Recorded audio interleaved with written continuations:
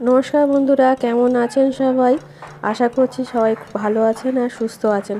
আর আপনাদের সবাইকার আশীর্বাদ ও ভালোবাসা নিয়ে আমরাও বেশ ভালো আছি।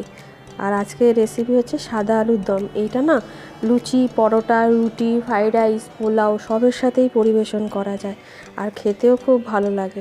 চলুন তাহলে আজকের রেসিপিটা শুরু করে দেওয়া যাক। এইটার রেসিপিটা বানাতে আমার লাগছে আলু।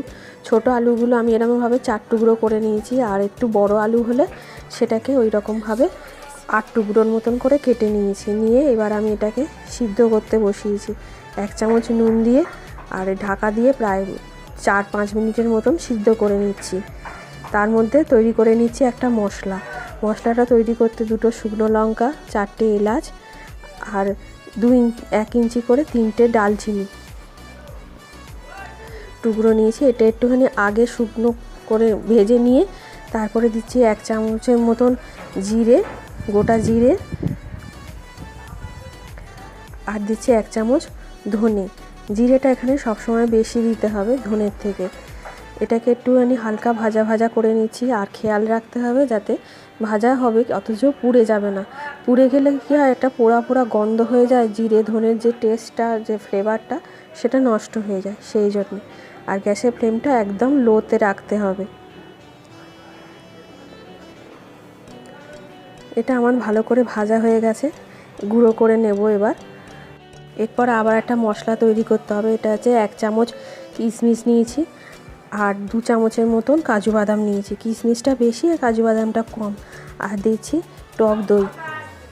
এটা আমি 1/2 কাপের মতন টক দই দিয়ে পেস্ট করে নিয়েছি। এবার কড়াইতে সর্ষের তেল আর সাদা তেল মিশিয়ে গরম করতে দিলাম। এটা বেশ ভালোভাবে গরম হয়ে যাবে, তারপরে সেদ্ধ করে রাখা আলুগুলো দিয়ে দেবো। সিদ্ধ করা আলুগুলো আমি এমনি ভেজে নিচ্ছি ভালো করে। এখানে আমি হলুদ ইউজ করছি না, কেননা এটা যেহেতু সাদা আলুর দম, তো তাই সাদা সাদা রাখার চেষ্টা করছি। আলুগুলো না বেশি সিদ্ধ হয়ে গেছে, সেগুলো এরকম ভেঙে ভেঙে গেছে, তাই জন্য আলু ভাজাগুলো এরকম দেখাচ্ছে।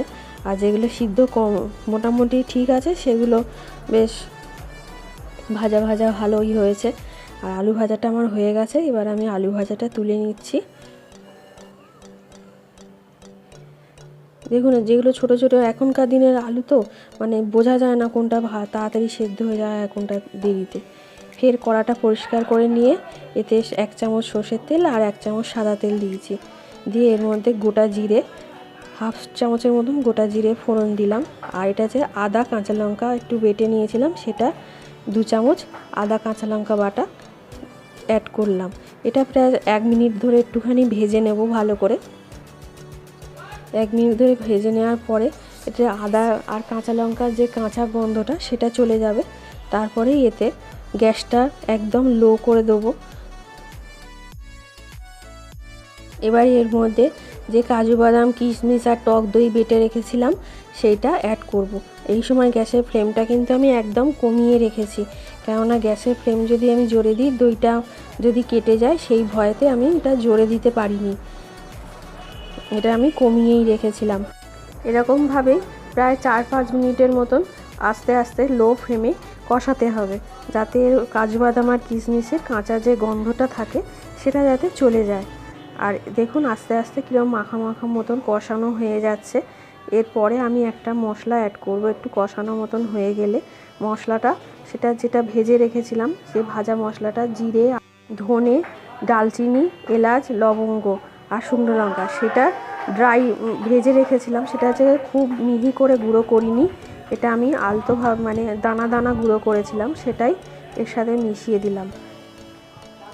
এটা বেশ মিশিয়ে খানিকক্ষণ 1 মিনিট রান্না করার পরে এরপরে আমি আলুগুলো দিয়ে দিচ্ছি। আলুগুলো দিয়ে বেশ একটুখানি নাড়িয়ে চাড়িয়ে একটা ঢাকা দিয়ে দেবো। এটার ভেতরে তেল মশলা, আলুটার ভেতরে যে মশলাগুলো দিয়েছি সেগুলোর গন্ধটা যাওয়ার জন্যে। দেখুন আস্তে আস্তে ফুটছে। এবারে পর্যায়ে আমি 1 চামচ নুন দিয়ে দিলাম, কেননা আলুটা তো নুন দিয়ে সিদ্ধ করেছি, কিন্তু মশলাটা এত কষানোর সময় নুন দিইনি, তাই জন্য এখন একটু নুন দিয়ে দিলাম। আলুগুলো দেওয়ার পরে একটুখানি ফুটছে, সেই সময় 1 কাপ দুধ আমি এতে অ্যাড করে দিচ্ছি। 1 কাপ দুধ দিয়ে ভালো করে নাড়িয়ে দেবো, মিশিয়ে দেবো সব আলুর সাথে আর তরকারির সাথে। মিশিয়ে দেওয়ার পরে আমি এর জন্য আর একটা মশলার মানে একটা রেডি করব তড়কা। সেটা দেখুন, আমি একটা প্যান নিয়েছি, নিয়ে এর মধ্যে দিয়ে দিচ্ছি 1 চামচের মতন ঘি। আপনারা ঘি যদি না ইউজ করতে চান, আপনারা বাটারও ইউজ করতে পারেন। ঘি যদি বাড়িতে না থাকে বাটার দিয়েও এটা করা যায়। ঘিটা বেশ গরম হয়ে গেছে, সেই সময় আমি এখানে ক্যাপসিকাম কেটে রেখেছিলাম একটু বড় বড় করে, সেই ক্যাপসিকামগুলো দিয়ে দিচ্ছি। আর দিয়ে 1 চামচ নুন দিয়ে দিলাম।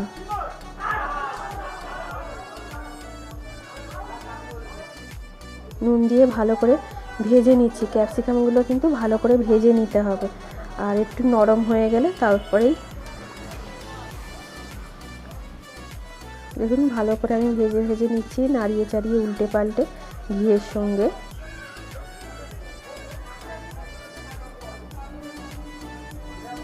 আর যে আলুর তরকারিটা, সাদা আলুর দমটা, ওপাশে সেটা রান্না হচ্ছে, আর এক পাশে আমি এটা বসিয়েছি। আর একটা টমেটো, এটা এই ক্যাপসিকামটা হালকা ভাজা ভাজা হয়ে গেলে তার মধ্যে দিয়ে দিতে হবে। এটা প্রায় 4 মিনিটের মতন একটুখানি ভাজা ভাজা করে নিতে হবে। ক্যাপসিকাম একটু বড় বড় করে কাটা তো, তাই একটু ভাজতে সময় লাগছে। আর টমেটো, এখনকার টমেটো একটু সিদ্ধ হতে দেরি হয়, সেই জন্য ভালো করে ভেজে নিয়ে আর এইখানে যে আলুর দমটা রান্না হচ্ছিল তার মধ্যে দিয়ে দিলাম।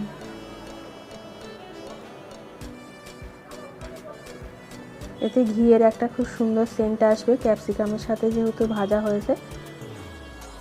দেখুন টমেটোগুলো এখনও সিদ্ধ হয়নি, সেই জন্য এটা একটুখানি আলুর দমের সাথে ফুটলে ভালোভাবে সিদ্ধ হয়ে যাবে। তাই একটু সিদ্ধ হওয়ার জন্য চাপা দিয়ে দিচ্ছি। আর 2 মিনিট পরে ফিরে আসছি। 2 মিনিট পরে ফিরে এসে দেখি আলুর দমটা মোটামুটি হয়ে গেছে, মাখা মাখাও হয়ে গেছে। আর ওই ক্যাপসিকাম আর টমেটো এগুলো সিদ্ধও হয়ে গেছে। এই পর্যায়ে আমি 2টো বাতাসা ইউজ করছি মিষ্টির জন্য, টেস্টের ব্যালেন্স হবে সেই জন্য। আপনারা চাইলে চিনি ইউজ করতে পারেন, আমরা যেহেতু মিষ্টি খাই, বাতাসা খাই, চিনি খাই না, তাই জন্য। আর এখানে আমি 2 চামচের মতন ফ্রেশ ক্রিম অ্যাড করলাম। ফ্রেশ ক্রিমটা দিয়ে ভালোভাবে মিশিয়ে নিয়ে ফের 1 মিনিটের মতন একটুখানি ফুটিয়ে নেব। জাস্ট ঢাকা দেবো না, জাস্ট এমনি ফুটিয়ে নিচ্ছি। তারপরেই দিচ্ছি কাসুরি মেথি পাতা। আমি এখানে গুঁড়ো করা নেই, আমার এমনি পুরো পাতাই মতন রয়েছে, সেটাই আমি অ্যাড করলাম। আমি গুঁড়ো করে রাখি না, এমনিই থাকে। আমার রান্নাটা কমপ্লিট। খানিকক্ষণ চাপা দিয়ে রাখছি যাতে এর গন্ধটা আলুগুলোর মধ্যে যায়। আর এখন আমি পরিবেশন করে দিচ্ছি। এটা আমি আজকে রাত্রিবেলা একটা বাটিতে পরিবেশন করছি। আপনাদের যদি ভালো লাগে তাহলে প্লিজ আমার পাশে থেকে যাবেন আর আমার ভিডিওটা দেখবেন। আর এটা আজকের আমি রুটির সাথে পরিবেশন করছি। আমার ভিডিওটা যদি ভালো লেগে থাকে প্লিজ আমার পাশে থেকে যাবেন। আজকের ভিডিওটা এই পর্যন্ত। আপনারা সবাই ভালো থাকবেন, সুস্থ থাকবেন।